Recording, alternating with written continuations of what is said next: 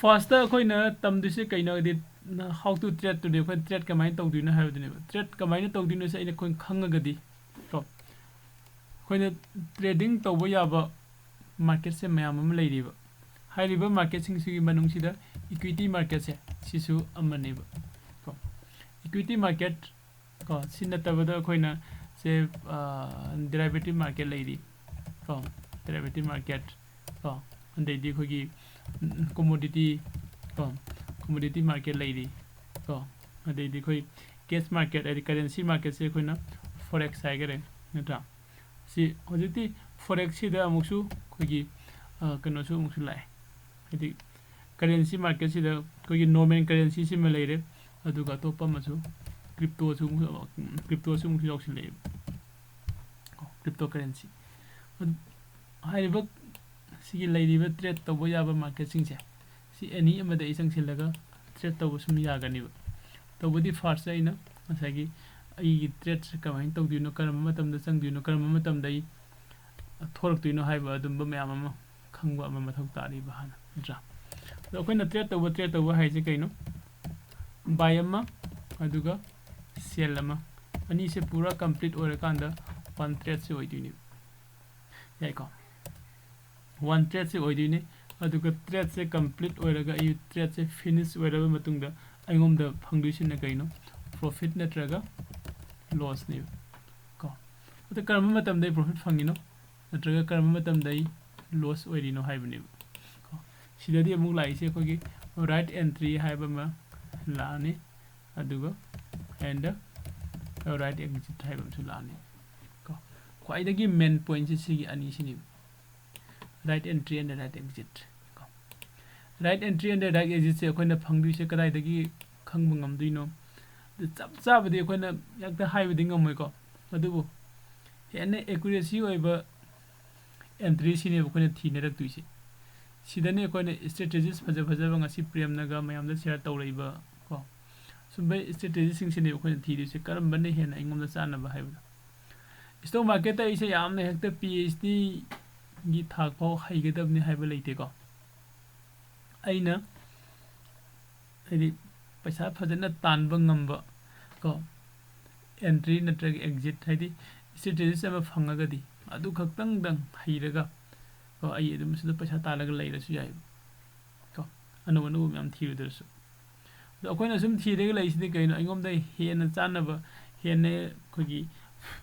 Accuracy कनो the वांगबा कनो दनिबा थीरैसे नत्रा अदु सि लैरे खोइना जु थीदिसे right entry and right exit सिने सिजु फंगे खलसे अदु से इक्विटी मार्केट हाइसे करिनो सिसु चराफम जिंगम सिको इक्विटी मार्केट सिदा कइनो ngasa खोइना सिदा सि बाय एंड सेल तौदुइसे ngarang su khoi si matang da jingmina gare ko company gi करिनिबा शेयर सिंग दो लैबा एंड जोन ब तौबदु ने कंपनी gi शेयर सिंग सिने बाय एंड तौदुइसे अदुदि हाइरिबा कंपनी सिंग से कोगी सेबीने रेगुलेट तौबा इंडिया की एनएससी नत्रगा बीएससी की मनुंग दे रजिस्टर तौबा कंपनी मु हाइरे कंपनी सिंग दि शेयर्स ने अदुदे रजिस्टर तौरैबा कंपनी सिंग दो से इक्विटी मार्केट से जाउदुनि बलोइना I'm going to repeat it. Say कि India की सेबी ना रेगुलेट तौरबा को स्टॉक एक्सचेंज अनी खग लई बीएससी अदुगा कोगी एनएससी को हाइरिबा अनी सिदा रजिस्टर तौरबा कंपनी सिंग दो को अदुगी शेयर्स तुनि कोने लईब जोन ब तौदुइसे हाइरिबा कंपनी सिंग दो सिगी इक्विटी मार्केट की मनुंग से लोइन अवेलेबल ओइगनी को अवेलेबल लोइन ओइगनी अदु इक्विटी मार्केट सिदा कोइना ट्रेड तौबा यारिसे लॉन्ग टर्म द ट्रेड तौबा हाइबा मा हाइदे ट्रेड की टाइप त को से कोइना सीएनसी सु हाइ को सीएनसी कैश एंड कैरी को अदैदे मु एमआईएस हाइबम सु लै हाइदि सिसिना कोइना इंट्राडे हाइरगा सु खंगै को सिगी अनि सिनिबा कोइना इक्विटी मार्केट द ट्रेड तौदुइसे को सिगी लॉन्ग टर्म द लैरगा थंबा हाइबा सिदा कोइना दरकार ओइरिसे करिनो हाइरगदि अइना कंपनी अमदा मागी शेयर से लौरगा लॉन्ग टर्म द थमगे हाइरगदि एंगमदा फंडामेंटल एनालिसिस का फंडामेंटल एनालिसिस ए फजना तौबिबा मथौ ताइ अदुगा अदुगी मतुंगदा मु आइगी entry tꯧꯕ ꯃꯇꯝꯁꯤ ꯆꯨꯝꯃꯕ꯭ꯔꯥ ꯆꯨꯝꯗꯔꯤꯕ꯭ꯔꯥ ꯈꯪꯅꯅꯕꯒꯤ ꯀꯣ ꯉꯁꯥꯏꯒꯤ right entry ꯗꯣ ꯐꯪꯅꯅꯕ ꯑꯩꯁꯦ technical analysis ꯑꯃ ꯃꯊꯧ ꯇꯥꯔꯤꯕꯁꯤꯗ ꯑꯗꯨꯅ ꯁꯤꯒꯤ ꯑꯅꯤꯃꯛꯁꯦ ꯑꯩꯈꯣꯏ ꯍꯩꯕ ꯗꯔꯀꯥꯔ ꯑꯣꯏꯕ Okay. Sir, matangida question tong sir. Oh, habiro. Sir, long term da low base sir. Mamang da kon aina khangjabna sir. Ngasi sum loraga hayeng lalaga hayeng sum by share to thok ko ba ma sum adu ka ting knowledge khanga me adu sir. Rang nan sir ge video ma hafet yeng makanda tha hum leidu bune chahi hum leidu bune haiba Pagama Yarokudu ani jikang clear with one Okay. When a CNC the lower go, we get threat to work type of see the type of trading I know type of trading see the hogi intraday trading later the swing threat over later do long term the threat over high was later go. Other see the when a swing threat higher comatum swing threat see the coiner. Ngasi se aina leiraga numit mari ni mangani hapta amago haidi numit tarani mo su hold tawraga thammaga ko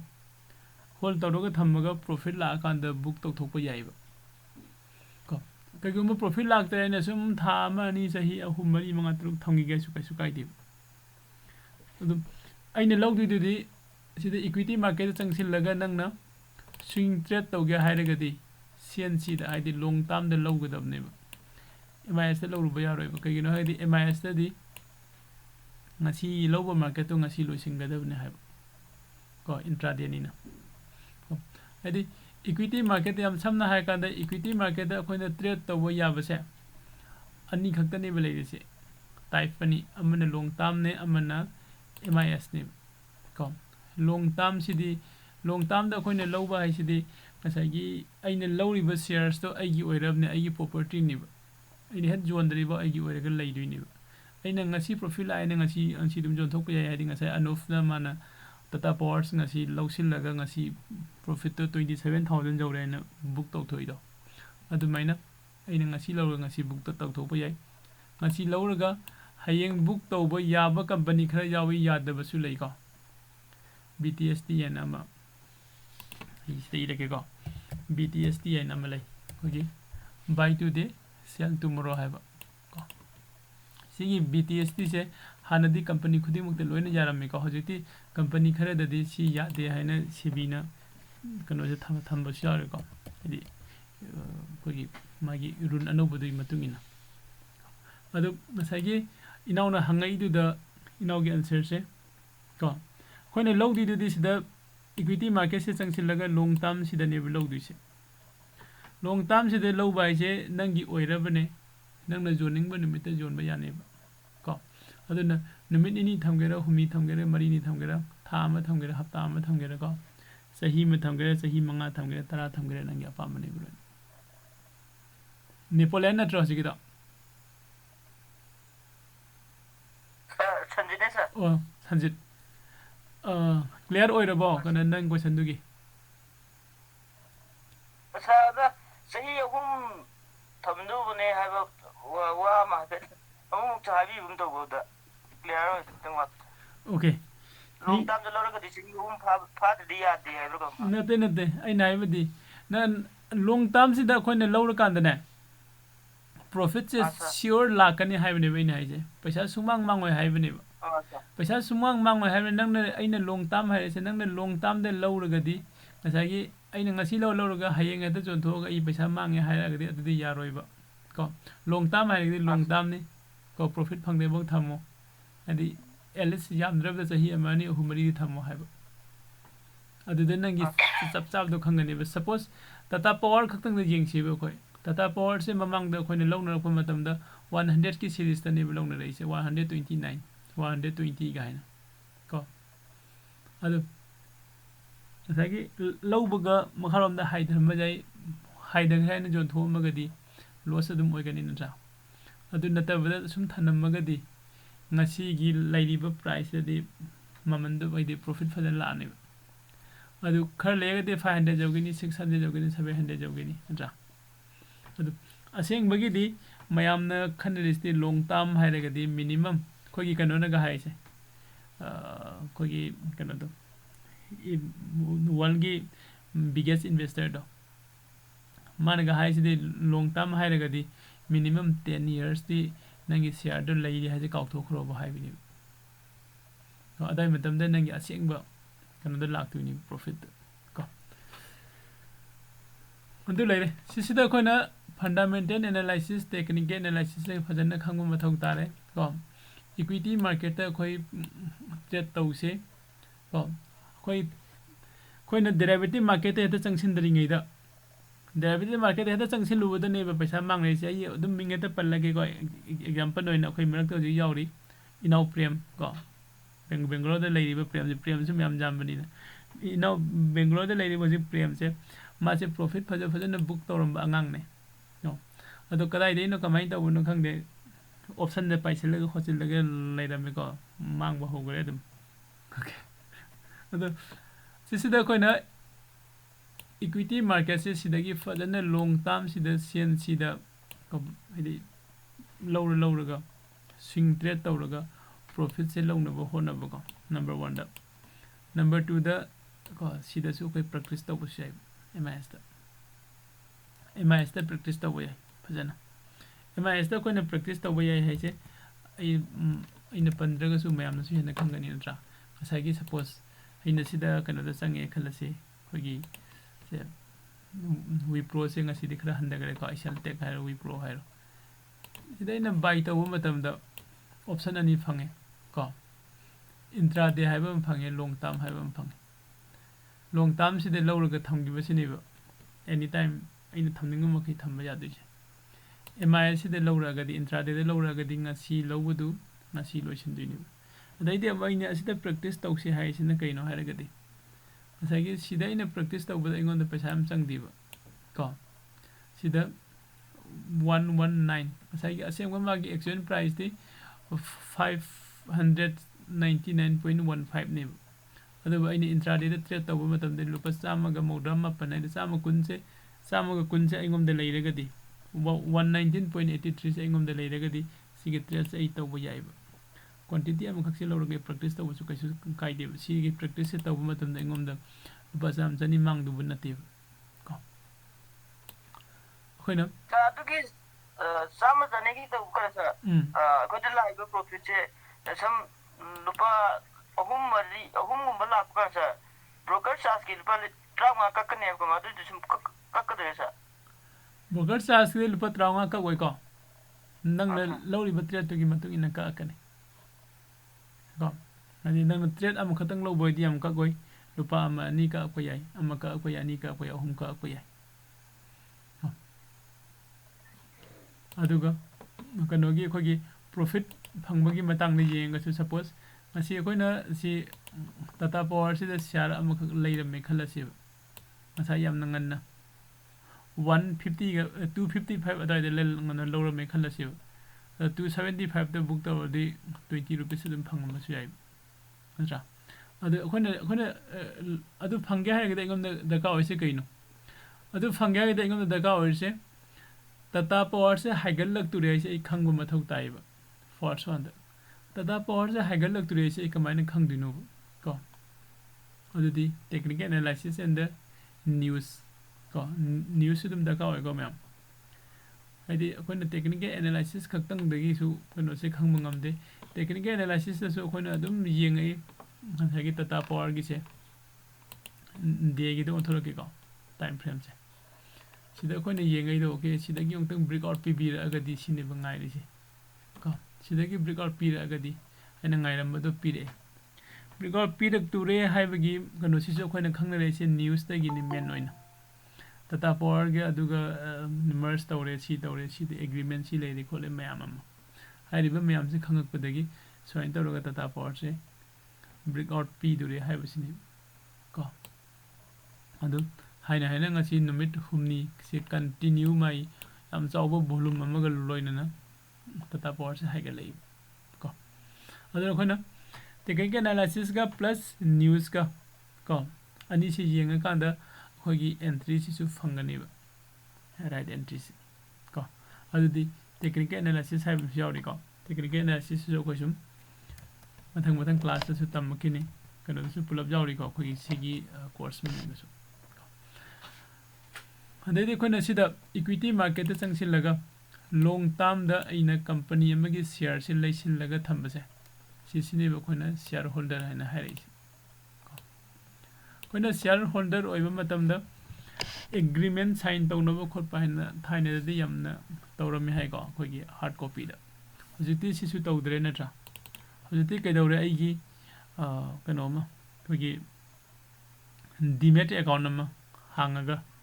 ꯑꯩꯅ ꯑꯄꯥꯝꯕ ꯀꯝꯄꯅꯤꯒꯤ ꯁꯤꯌꯔꯁꯇꯨ ꯂꯩꯁꯤꯜꯂꯒ ꯁꯨꯝ ꯊꯝꯕ ꯌꯥꯔꯦꯕ ꯀꯣ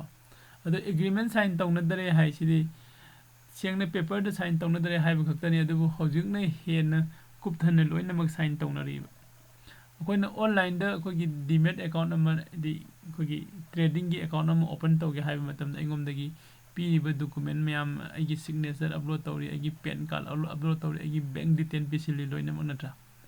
ꯃꯌꯥꯝꯗ ꯂꯣꯏꯅ ꯁꯦꯕꯤꯒꯤ ꯃꯥꯒꯤ ꯔꯨꯜꯒꯤ ꯃꯇꯨꯡ ꯏꯟꯅ ꯑꯣꯀꯦ ꯍꯥꯏꯔꯀꯥꯟꯗ ꯀꯣ ꯑꯩ ꯇ꯭ꯔꯦꯗꯤꯡ ꯑꯦꯀꯥꯎꯟꯗꯣ ꯐꯪꯗꯣꯏꯅꯦꯕ ꯇ꯭ꯔꯦꯗꯤꯡ ꯑꯦꯀꯥꯎꯟꯗꯣ ꯐꯪꯉꯕ ꯃꯇꯨꯡꯗꯗꯤ ꯑꯩ ꯁꯤꯌꯔꯁ ꯃꯌꯥꯝ ꯑꯃ ꯂꯩꯔꯒ ꯑꯩꯅ ꯑꯄꯥꯝꯕ ꯁꯤꯌꯔꯁꯨ ꯂꯩꯔꯒ ꯊꯝꯖꯤꯟꯕ ꯌꯥꯔꯦ ꯀꯣ ꯁꯤꯌꯔꯁ ꯃꯌꯥꯝ ꯑꯃ ꯑꯩ ꯊꯝꯃꯕ ꯃꯇꯨꯡ ꯅꯠꯇ꯭ꯔꯒ ꯑꯩꯅ ꯁꯤꯌꯔ ꯑꯃꯈꯛꯇꯪ ꯂꯩꯔꯒ ꯊꯝꯃꯒꯁꯨ ꯑꯩꯁꯦ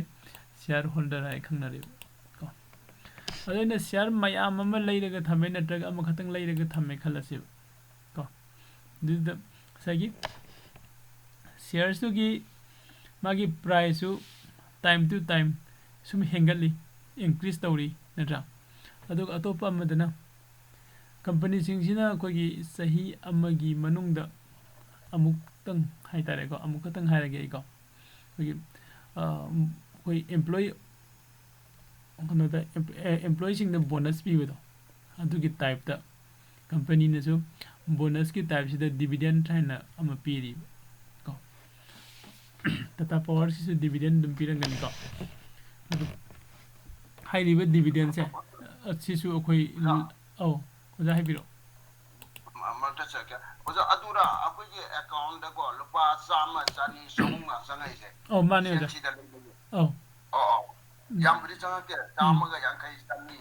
ꯆꯍꯨꯝ ꯑꯗꯩ ꯂꯨꯄा 10ꯗ ꯆꯪꯉꯛꯄꯁꯨ ꯌꯥꯎꯋꯦ ꯃꯆꯥ ꯃꯆꯥꯒꯤꯗꯤ ꯍꯣꯏ ꯑꯣꯖꯥꯅ ꯁꯦꯟꯁꯤꯗ ꯁꯨꯝ ꯊꯝꯕꯤꯕꯗꯨꯗ ꯉꯁꯥꯏꯒꯤ ꯃꯥꯒꯤ ꯗꯤꯕꯤꯗꯦꯟ ꯂꯥꯛꯄ ꯃꯇꯝꯒꯤ ꯆꯥꯅꯔꯨꯕꯗꯣ ꯑꯗꯨꯗꯅꯦꯕ ꯁꯤꯁꯦ ꯑꯩꯈꯣꯏꯒꯤ ꯇ꯭ꯔꯦꯗꯤꯡ ꯑꯦꯀꯥꯎꯟꯗ ꯆꯪꯉꯛꯇꯕꯅꯤ ꯑꯣꯖꯥ ꯗꯥꯏꯔꯦꯛ ꯑꯩꯒꯤ ꯀꯩꯅꯣꯗ ꯆꯪꯉꯛꯄꯅꯤ ꯁꯦꯚꯤꯡ ꯑꯦꯀꯥꯎꯟꯗ ꯍꯣꯏ ꯑꯩ ꯕꯦꯡ ꯑꯦꯀꯥꯎꯟꯗ ꯗꯥꯏꯔꯦꯛ ꯆꯪꯉꯦ ꯍꯣꯏ ꯗꯤꯕꯤꯗꯦꯟꯅꯦꯕ ꯁꯤꯁꯦ ꯁꯤ ꯗꯤꯕꯤꯗꯦꯟꯁꯦ ꯑꯩꯈꯣꯏꯅ ꯀꯩꯅꯣꯒꯨꯝꯕ ꯑꯦꯝ ꯑꯥꯔ ꯑꯦꯐꯀꯨꯝꯕꯀꯣ ꯍꯥꯏꯗꯤ ꯄ꯭ꯔꯥꯏꯁ ꯑꯆꯧꯕꯁꯤꯡꯁꯦ ꯁꯤꯒꯤꯅ ꯗꯤꯕꯤꯗꯦꯟꯁꯦ ꯈꯔ ꯆꯥꯎꯅ ꯄꯤꯕ ꯃꯣꯏꯒꯤꯅ ꯑꯗꯨꯕꯨ ꯑꯦꯝ ꯑꯥꯔ ꯑꯦꯐꯀꯤꯁꯨ ꯆꯥꯎꯋꯦ ꯍꯥꯏꯁꯦ ꯃꯃꯥꯡꯒꯤ ꯆꯍꯤ ꯑꯃꯗꯗꯤ ꯍꯥꯏꯗꯤ ꯆꯥꯎꯈꯤꯗꯔꯦ ꯂꯨꯄꯥ 50ꯃꯨꯛꯇꯁꯨ ꯍꯟꯊꯈꯤꯕ ꯑꯗꯣ ꯁꯤꯌꯥꯔ ꯑꯃꯗ ꯂꯨꯄꯥ 50 ꯄꯤꯔꯛꯄ ꯍꯥꯏꯁꯦ ꯌꯥꯝꯃꯦ ꯅꯠꯇ꯭ꯔꯥ ꯑꯩꯉꯣꯟꯗ ꯁꯤꯌꯥꯔꯗꯣ 10,000ꯒ ꯄꯥꯏꯕ ꯑꯣꯏꯔꯒꯗꯤ ꯅꯠꯇ꯭ꯔꯒ 1,000 ꯄꯥꯏꯕ ꯑꯣꯏꯔꯒꯗꯤ ꯂꯨꯄꯥ 50 ꯁꯤꯌꯥꯔ ꯑꯃꯃꯝꯗ ꯂꯥꯛꯄ ꯍꯥꯏꯁꯦ 30,000ꯗꯤ ꯑꯗꯨꯝ ꯂꯥꯛꯇꯣꯏꯅꯦꯕ ꯑꯗꯨꯅ ꯑꯩꯈꯣꯏꯅ ꯂꯣꯡ ꯇꯥꯔꯝꯗ ꯂꯧꯔꯒ ꯊꯝꯃꯒꯀꯣ ꯗꯤꯕꯤꯗꯦꯟꯁꯨ ꯑꯗꯨꯝ ꯐꯪꯕ ꯌꯥꯏ ꯆꯍꯤ ꯑꯃꯃꯝꯒꯤꯀꯣ ꯑꯗꯣ ꯁ꯭ꯇꯣꯛ ꯃꯥꯔꯀꯦꯠꯁꯦ ꯌꯥꯝꯅ ꯐꯕ ꯀꯩꯅꯣꯅꯦ ꯀꯣ ꯍꯥꯏꯗꯤ ꯗꯤꯕꯤꯗꯦꯟꯁꯦ ꯑꯣꯖꯥ ꯆꯍꯤꯗꯔꯣ ꯆꯪꯉꯤꯁꯦ ꯑꯧ ꯆꯍꯤꯗ ꯆꯪꯕꯅꯦ ꯑꯗꯣ ꯀꯩꯅꯣ ꯑꯩꯈꯣꯏꯒꯤ ꯍꯥꯐ ꯏꯌꯔꯗ ꯄꯤꯕ ꯀꯝꯄꯅꯤꯁꯨ ꯂꯩ ꯍꯥꯏ ꯃꯗꯨꯝ ꯑꯩ ꯊꯦꯡꯅꯗꯔꯤꯀꯣ ꯁꯨꯝ ꯑꯩꯈꯣꯏꯅ ꯇꯝꯃꯛꯄꯗ ꯀꯩꯀꯩ ꯄꯥꯕ ꯈꯣꯠꯄꯗꯗꯤ ꯁꯨꯝ ꯇꯥꯏ ꯑꯣꯖꯥ ꯑꯧ ꯀ꯭ꯋꯥꯔꯇꯔꯂꯤꯒꯤ ꯆꯪꯉꯛꯄꯁꯨ ꯌꯥꯎꯋꯦ ꯑꯧ ꯑꯗꯒꯤ ꯍꯣꯏ ꯍꯥꯐ ꯏꯌꯔꯒꯤ ꯆꯪꯉꯛꯄꯁꯨ ꯌꯥꯎꯋꯦ ꯀꯝꯄꯦꯅꯤ ꯃꯥꯟꯅꯗꯦ ꯍꯣꯏ ꯀꯝꯄꯅꯤꯁꯤꯒꯤ ꯃꯇꯨꯡ ꯏꯟꯅ ꯀꯩꯅꯣꯁꯦ ꯄꯤ ꯍꯥꯏꯕ ꯀ꯭ꯋꯥꯔꯇꯔꯂꯤ ꯄꯤꯕ ꯍꯥꯐ ꯏꯌꯔ ꯄꯤꯕ ꯑꯗꯨꯒ ꯏꯌꯔꯂꯤ ꯄꯤꯕ ꯑꯗꯣ ꯀꯝꯄꯅꯤ ꯑꯌꯥꯝꯕꯅꯗꯤ ꯏꯌꯔꯂꯤ ꯑꯣꯏꯅ ꯄꯤꯀꯣ ꯑꯗꯨꯒ ꯃꯌꯥꯝ ꯈ꯭ꯋꯥꯏꯗꯒꯤ ꯃꯌꯥꯝꯅ ꯇꯥꯕꯗ ꯀꯔꯤ ꯍꯥꯏꯇꯥꯔꯦ ꯑꯁ ꯑꯣꯏꯔꯝꯃꯣꯏꯗ ꯀꯥꯏꯅ ꯈꯟꯗꯨꯕ ꯑꯃꯁꯨ ꯂꯩ ꯏꯟꯗꯤꯌꯥꯒꯤ ꯏꯁꯇꯣꯛ ꯃꯥꯔꯀꯦꯠꯁꯦ ꯂꯩꯔꯝꯗ꯭ꯔꯕꯀꯣ ꯉꯁꯤ ꯏꯟꯗꯤꯌꯥꯒꯤ ꯋꯤꯄ꯭ꯔꯣ ꯀꯣ ꯏꯟꯗꯤꯌꯥꯒꯤ ꯏꯟꯐꯣꯁꯤꯁ ꯏꯟꯗꯤꯌꯥꯒꯤ TCS ꯀꯣ ꯃꯣꯏꯁꯦ ꯂꯩꯔꯝꯗꯕꯁꯨ ꯌꯥꯏꯕ ꯔꯤꯂꯥꯌꯟꯁꯀꯥꯁꯦ ꯂꯩꯔꯝꯗꯕꯁꯨ ꯌꯥꯏꯕ ꯂꯩꯔꯒꯁꯨ ꯌꯥꯝ ꯄꯤꯛꯄ ꯍꯥꯏꯗꯤ ꯃꯣꯏꯒꯤ ꯏꯁꯇꯦꯠ ꯃꯅꯨꯡꯗ ꯔꯟ ꯇꯧꯖꯕ ꯅꯠꯇ꯭ꯔꯒ ꯁꯤꯇꯤ ꯃꯅꯨꯡꯗ ꯔꯟ ꯇꯧꯖꯕ ꯀꯝꯄꯅꯤ ꯑꯃ ꯑꯣꯏꯅ ꯂꯩꯔꯝꯕꯁꯨ ꯌꯥꯏꯕ ko si mayam thajabiyo adidi topa amdana USA gi company mayam ama ko akoina si sam no hojik mayam na si uri se Facebook hojik ne meta haigre ko Facebook lady Amazon lady natra ade koi Apple lady hairiba de Google lady sumba company mayam se ko magi country du gi stock exchange natraga stock market se leiram dragadi moi se leiram da basu ai buloinam ko si leiram da basu yai hara kanda koi doida di country se de stock market se de leiraga stock exchange de leiraga yam kai hena sauna na da ba ipik pik na mamingi de ngoine leiraga su yabra haraga di ko adu dane ba different nam lai Pakistan da gi hojik karam ba company afaba thorake yingo Haji Paul the Torok Digo, Kayino Haragadi, Pakistan gi Pura Mogi stock exchange se stock market the lady whole amount do. India gi TCS Kakang gi Kanosika Manai hai. TCS na Vihali Boy. News the Torok. Yam picked rod de. Do stock market se Fazana Zon labor countries in the CC the gi Kanosing Kogi. Some analysis the Roging view, news the Kay the Para, Google the Susum TV. Stock market fazana sauna ling labor country sing si the world gi in a company of hope in the Torangani Bedoin. Masi siang na Kadigino Hagade point Amakatang Sumpalamge. Say example on a Reliance Hiracy.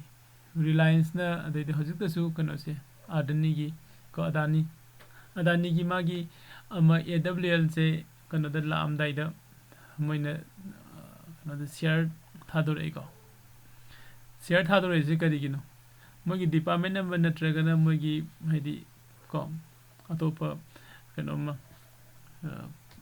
work ama start tawninga pa adai matam dane moina company gi share se mayam da thadore isi career thadore first IPO ina dum thadore IPO in thadore IPO gi matang ja hingam hu nei na siko adu moina thadoration na karigino public tagi paisa khomgot na bani adu public na kari phanghodino company gi shares to phangdini ko natra adu moina public tagi paisa khomgolation na karino public tagi paisa se khomgolaga moi gi company id expand tawning ko adi atopa country da abroad ta expand ta tawning ba id si country moina select or country khada adi moi business start tawning ba ko adi metro cities the loina makta moi branch thamning ba khotpa adi hene better oinana bagi moina work se tawning ko matam da moi da fund mayam ama da ka oi ba ko fund se in terms of lakh ta di wara roi natra share da loi la ni ba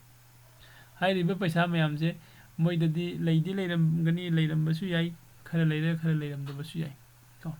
adu leide khalasi pulap thadar rugadi haying so da moi ga to business mayam su leidi ko adu asagi pulap company ama gi leidi ba fund mayam da loina use tau thu khar da haying company da downfall la agadi down da la agadi pura mangi bi phibam ne aduna moi gi su moi company si gi backbone se link handa ba su yadi strong handa ba su yadi aduna khara mana moi dei puthokpa adu ayamba sarusina public tagi khongot pani public hairaga khogi mi isam samba mi sing sikakta nate ko atopa khogi FIR DIR su yaw dini loina sisida moi gi share se thadu aga mayam sine leihallaga mayam sidagi paisa se khongolaga moi gi company se hene better oina na ba ko moina work togiba company sina phagala kanda magi shares to gi price to hengala kanda na am kaidore akoina magi shares to pai horaga di shares to gi maman do hengala kanda ingomda profit to phanghau bani oja ko jen janingi ko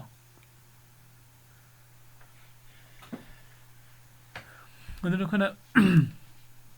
se shareholder oina ko share se loksil laga long term da thambang ngamagadi hena better oi best ने day trading नत्रगा intraday को MIS दा trade तबबुदी CNC दा trade तबुसिने हेन safe ओय को अइगोम दा पैसा हेन बे लेरगदी long term दा खोइना शेयर से लेसिलगा थमसे अदुगा आई फैमिली के हजिक सिनदुबा पैसा हये हंसे सिनदु पैसा ओरगदी लेबिरुगनो लेसिला थमुरगा अस आई हंसिति दका ओइबने हैगा हये हंसे से सुम प्लस रोम दा लापै मत माइनस रोम दा लागदी आई पैसा दु अथुबनि लौथोक्तबा यादेना लॉस ओरगा लौथोकपगि फिबम दा लाकनि द सिदा long term दा थादगदबा पैसा सिदि करम पैसा न हैकांदा अइगोम दा हेनबे लेबे पैसा मिंगोम दा सेंदोय पिदु पैसा दो पिदबि थम सिदोइन थाजिनबा ओके सेंदोय दा पिथोखिबगा सिदा थमबगा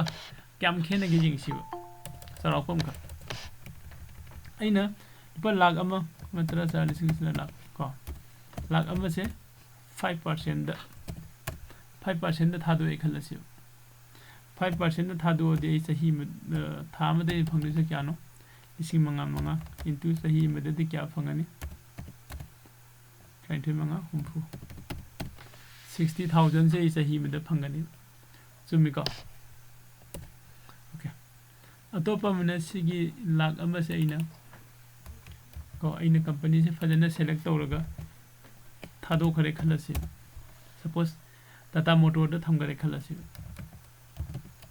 क्याम खेने रके यिंगो अहान बा होरको मतम ददी खजिक खजिक तंग कारंगनी अदि मतुंग दगी मयाम अमा कन लाखिनि बको आई टाटा पावर दम हारगे इने खरे हिना पाम कंपनी टाटा पावर दा थमे खलसे टाटा पावर दा ममंग सही दा 129 को 130 दा लेरे खलसे ममंग सही है 2021 की मिड अदोइदनी को 130 दा लेरे खलसे हजिक नसी की प्राइस तक क्या नो लाइस 273 नी को 273 नी अदुदी कैम कार की जिंग शिप अदुदैना लुपा चामगा कुंथ्रा से इन्वेस्ट तब मतमदा 270 यौरे खलसे को अदुदैना लाख अम इन्वेस्ट तौरमदी कया नो लाखती सही मसीदा सही मसीदा सपोज सिदा अगी कनो जौरे खलसिब अनि खक्तंग जौरे खलसिब को उतर सारे लाना 100% दी इंक्रीज तौरी नत्रा अदुदी मथंग सही ददी 4 लाख सोगी बस याइब अदुगी मु मथंग मु सही ददी 8 ओगी बस याइब को अदुगी मु मथंग सही ददी को 16 गासे लोइन तोक तोक खगा को 10 खक्तंग ओरे खलसे अम तरा 40 लाख 10 लाख ओरे खलसे सही क्या नो सही अमा अनि अहुम मरी सही मरी दा अदो सेंदोय दा थंबदुदी क्या नो लाइट सही अमगी तिसि हुंफु फुने को फजना पाथो कांदा सिना याम थी न हेन बने तौबदा दी कंपनी दो करम कंपनी दे थमदुइ न हायबदो अदुमदा कावय अदैदि अतोपा मुना सीधा कोने थंबसिदि को मिंगोम दे लगिबे पैसा ने सपोज आइसु मिंगोम दगी पैसा पुई को मी दुनो जे इंगोम दे आई पैसा दो हंदोक पिरो हायरको मतम दा हजि से लेतरी ने था म खतंग गायो अनि दंग गायो अहुम दंग गायो गाइनबे द रोम दे लाइ नत्रा अदो इन सिदा लोंग टाइम दा थंबो रगदी एनी टाइम दा आई कनो से जोन थोगे थादो खरगे ई पैसा अचिन बम लाए हैरगा थादो की बस याई प्रेम गई खन गई हाइजा आप समझा अदब सिसे कोइना फाइनेंशियल एजुकेशन नि नत्रा सिगी फाइनेंशियल एजुकेशन से मेन ओइन आइना खंगनिंग से खोगी कॉलेज तम्मिबा इंखलाइबा अंगांग सिंसे मसिदा मेन ओइन मसे खंगनिंग बिलोइना नाहावरिंगेदगी मोइना मसे खंग्रगदी मोइगी लाइफ ते हाइदि सोइनिंgai लेइति को अखोइना मुंग मसे सुंखंग खंगक्तरमनिना सही दो आदा निफु सुरा कान निफु हेंगला कान 40 हेंगला कान ने खंगाइसे सुमाइना सिमल लै हाइसे सुखंग खंगक्तरमनि अंगांग होरिंगदे को ꯑꯗꯣ ꯃꯁꯤ ꯑꯉꯥꯡꯁꯤꯡꯗꯁꯨ ꯁꯤꯌꯥꯔꯤꯡ ꯇꯧꯕ ꯌꯥꯝꯅ ꯗꯔꯀꯥꯔ ꯑꯣꯏ ꯍꯥꯏꯅ ꯂꯧꯋꯦ ꯑꯩꯒꯤ ꯋꯥꯈꯜꯗꯀꯣ ꯑꯗꯨ ꯄꯨꯡꯁꯨ ꯐꯅꯌꯥꯝ ꯊꯦꯡꯖꯤꯜꯂꯛꯑꯦ ꯗꯤꯁꯀꯁꯟ ꯉꯥꯛꯇꯪ ꯇꯧꯁꯦ ꯑꯗꯨꯒ ꯉꯁꯥꯏꯒꯤ ꯑꯩꯈꯣꯏꯒꯤ ꯀ꯭ꯂꯥꯁꯀꯤ ꯀꯟꯇꯤꯅ꯭ꯌꯨ ꯇꯧꯔꯛꯄꯒꯤ ꯉꯁꯤꯒꯤ ꯇꯣꯄꯤꯛꯁꯦ ꯁꯤꯁꯤꯗ ꯑꯩ ꯁ꯭ꯋꯥꯏꯗ ꯂꯣꯏꯁꯤꯟꯒꯦꯀꯣ